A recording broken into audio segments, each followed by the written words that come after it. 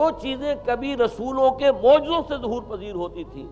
وہ قوانین طبیعہ پر تصرف کے باعث خود انسان کرنے لگے گا۔ یہ ہے در حقیقت حاصل۔ چنانچہ آج آپ دیکھیے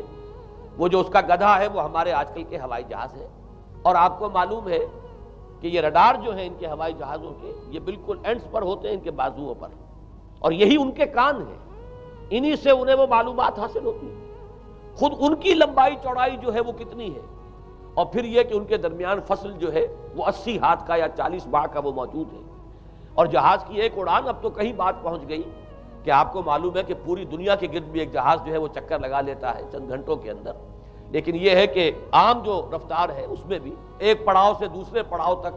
ایک جگہ سے جس کو ہاپ کرنا کہتے ہیں، یہ بھی کم سے کم 500-700 میل کا عام طور پر سفر جو ہے وہ جہاز طے کر رہا ہے۔ اسی طریقے سے ہماری جو سائنس کی، خاص طور پر جو طبی سائنس ہے، اب اس میں جس طریقے سے کہ زندہ رکھا جاتا ہے انسانوں کو، اور وہ ویجیٹیبل چاہے کہا گیا ہے ان کو ہیومن ویجیٹیبلز،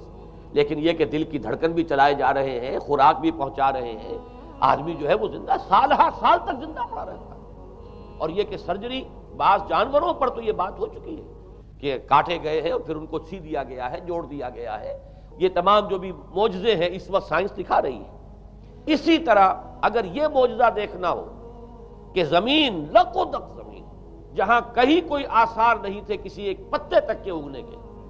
اگر وہاں لہلہاتے ہوئے آپ کو چمن دیکھنے ہو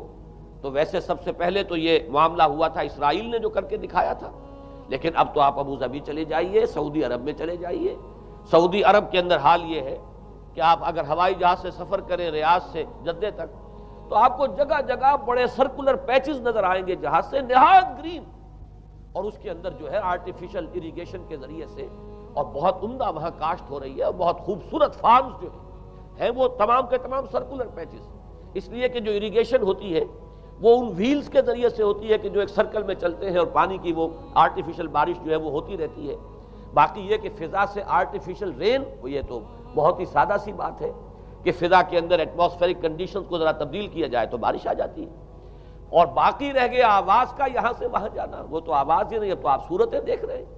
آپ کو نیو یارک میں بیٹھا ہوا خطاب کرے، آپ پوری دنیا کے اندر جہاں چاہیں، وہ آل ورلڈ اینٹینا آپ کے پاس صرف ہونا چاہیے، باقی یہ کہ آپ دنیا کے کسی بھی گوشے میں بیٹھے ہوئے کسی شخص کا خطاب یہ وہ سن سکتے ہیں۔ تو معلوم یہ ہوا کہ در حقیقت یہ جو دجالی فتنہ ہے،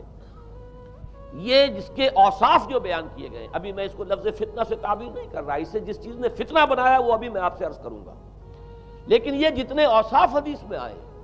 جتنی صفات بیان ہوئی ہیں، جو کوائف وہاں سامنے آ رہے ہیں، ان سب کا حاصل تو ایک لفظ میں یہ ہے کہ سائنٹیفک ڈیولپمنٹ اور ٹیکنالوجیکل ڈیولپمنٹ وہ اس درجے کی ہو جائے گی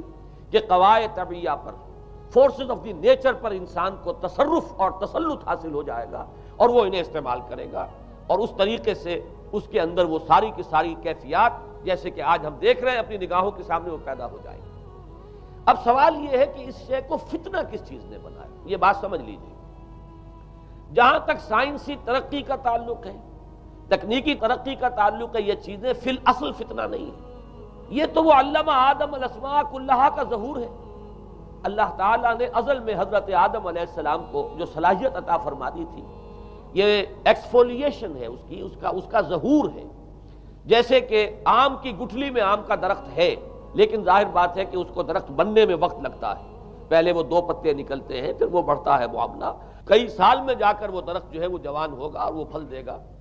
اسی طریقے سے یوں سمجھیے کہ بالقوہ وہ علم حضرت آدم علیہ السلام کو دے دیا گیا، یعنی وہ صلاحیتیں ودیت کر دی گئیں، وہ فیکلٹیز، سمع اور بصر اور فؤاد، دیکھو سنو نتیجہ نکالو اور آگے بڑھو۔ آپ نے چیز دیکھی، ایک سنی، نتیجہ نکالا، اس کو نوٹ کیا، آگے بڑھے، پھر کوئی چیز دیکھی، پھر کوئی سنی، اپنے سابق جو نتیجہ آپ نے نکال کر محفوظ کیا تھا اپنی میموری میں، اس کے ساتھ اس کو ٹیلی کیا، کوئی اور نتیجہ نکل آیا اور آگے بڑھے۔ تو یہ تو سٹیپ بائی سٹیپ، قدم با قدم انسانی علم آگے بڑھ رہا ہے۔ یہ ہرگز فتنہ نہ ہوتا، میرے الفاظ پر توجہ کیجئے، اگر اس کے ساتھ متوازن طور پر ایمان اور روحانیت کا ارتقا بھی ہوتا رہتا، اگر اس کے ساتھ اللہ کی معرفت، اللہ کی محبت، آخرت کا ایمان، منزل انسان کی جو ہے وہ آخرت ہے، دنیا نہیں ہے، اگر یہ چیزیں ساتھ کے ساتھ ہوتی تو یہ ہرگز فتنہ نہیں۔ فتنہ در حقیقت اسے جس نے بنایا ہے وہ یہ ہے کہ کچھ ایسے اسباب ہوئے ہیں، اور وہ اسباب آج مجھے بیان کرنے کہ در حقیقت موجودہ عیسائیت اس کا سب سے بڑا سبب ہے۔ اس کے نتیجے میں ایک بہت بڑا گیپ ہے، اپالنگ گیپ ہے، بڑا مہیب خلا ہے، بڑی وسیع خلیج ہے جو حائل ہو چکی ہے کہ ایمان اور روحانیت ختم ہوتے چلے گئے اور یہ ٹیکنیکل اور سائنٹیفک ڈیولپمنٹ بڑھتی چلی گئی۔ ان دونوں کے درمیان جو مہیب خلا پیدا ہوا ہے اس نے اسے فتنہ بنا دیا ہے، اور عظیم ترین فتنہ بنا دیا ہے۔ ورنہ اگر اس کے ساتھ ہی اللہ پر ایمان، آخرت پر ایمان اور انسان کے اندر ایمانی کیفیات، اس کی روحانی کیفیات اگر یہ بھی برقرار رہتی، بلکہ اس کے ساتھ متوازن طور پر ان کو ترقی کرنا چاہیے تھی، تو یہ ہرگز فتنہ نہیں ہے۔ تو پہلی بات یہ سمجھ لیجئے کہ اگرچہ دجالی فتنے کے جو صفات، اس کے اوصاف، اس کی علامات، اس کے مظاہر جو بھی